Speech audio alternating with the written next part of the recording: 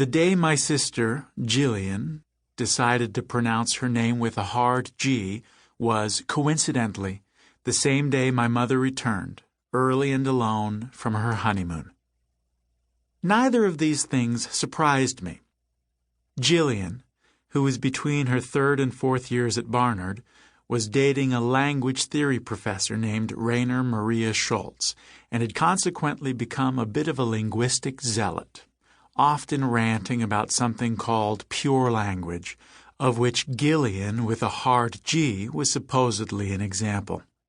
My mother, on the other hand, had rather rashly decided to marry an odd man named Barry Rogers. Gillian, and I had both suspected that this marriage, my mother's third, would not last very long, but we assumed it would survive its honeymoon, although when we heard they were planning a honeymoon in Las Vegas, our skepticism grew.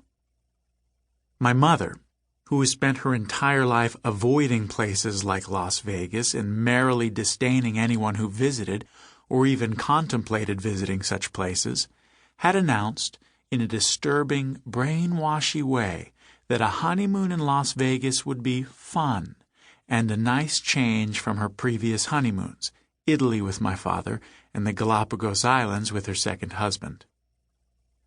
Whenever my mother said anything was or would be fun, you could take it as a warning that said thing was not nor would be at all fun.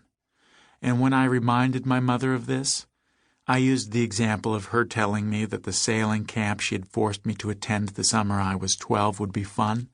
She admitted that sailing camp had not been fun for me, but that was no reason why a honeymoon in Las Vegas would not be fun for her.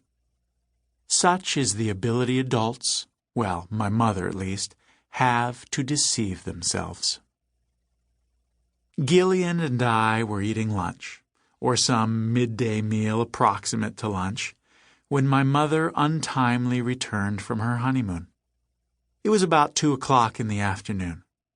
Gillian sat at the kitchen table doing the New York Times crossword, which we were not allowed to do when my mother was home because, as she often told us, it was the only dependable pleasure in her life. I was eating a fried egg sandwich. I was supposed to have been working at the art gallery which my mother owned, but which was effectively run by a young man named John Webster.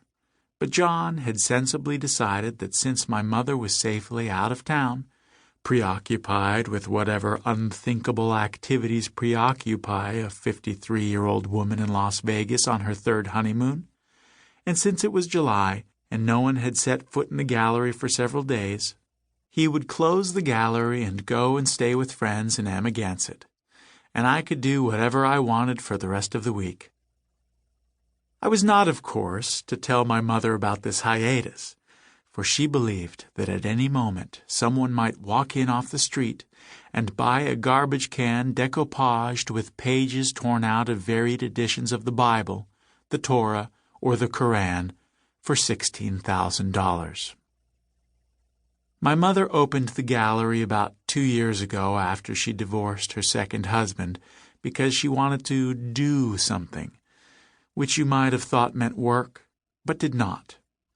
Doing something entailed buying a lot of new clothes, very expensive clothes that had been deconstructed, which as far as I could tell meant some of the seams had been ripped out or zippers had been put where God did not intend zippers to go, because gallery directors had to look like gallery directors, and having lunches at very expensive restaurants with curators and corporate art consultants, or, occasionally, an actual artist. My mother had had a fairly successful career editing art books until she married her second husband.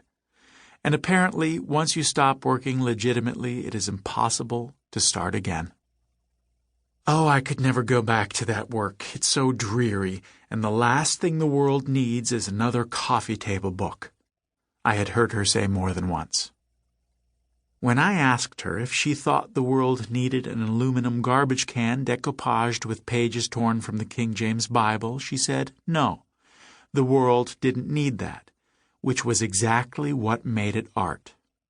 And then I said, Well, if the world doesn't need coffee table books, then they must be art too.